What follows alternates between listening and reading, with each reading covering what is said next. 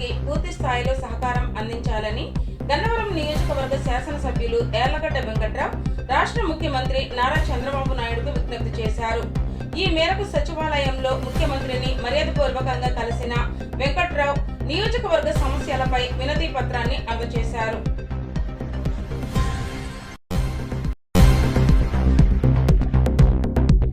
ఏపీలోని అనకాపల్లి జిల్లా నక్కపల్లి 50 పడకల ప్రభుత్వ ఆసుపత్రిలో మంగళవారం రాత్రి ఇంజెక్షన్లు వికటించడంతో పలువురు రోగులు అస్వస్థతకు గురయ్యారు.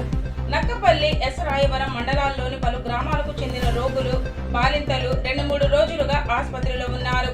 మంగళవారం రాత్రి విధుల్లో ఉన్న వైద్యుల ఆధ్వర్యంలో నర్సులు వీరికి ఇంజెక్షన్లు ఇచ్చారు.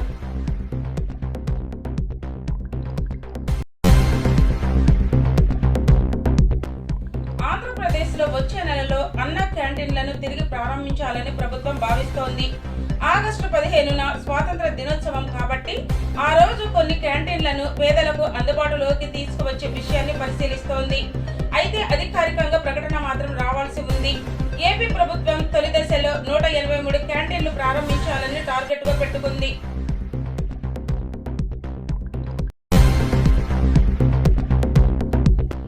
దేశ చరిత్రలో తొలిసారి 3 ట్రాన్స్జెండర్లు ఒకేసారి ఎస్ఐలు అయ్యారు. బీహార్ పోలీస్ సర్వీస్ కమిషన్ విడుదల చేసిన పోలీస్ నియామక పరీక్షలో మొత్తం 1275 మంది పాస్ అయ్యారు.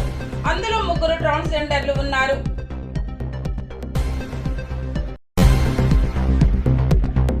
రేషన్ బియ్యం తీసుకోకపోతే రైస్ కార్డు కట్. ఏపీలో మరో సంచలన నిర్ణయం.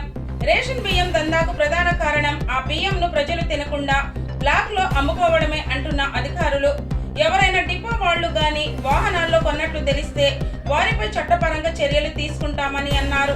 అదేవిధంగా అమ్మిన వారి వద్ద నుండి రేషన్ కార్డు స్వాధీనం చేసుకుంటామని అన్నారు.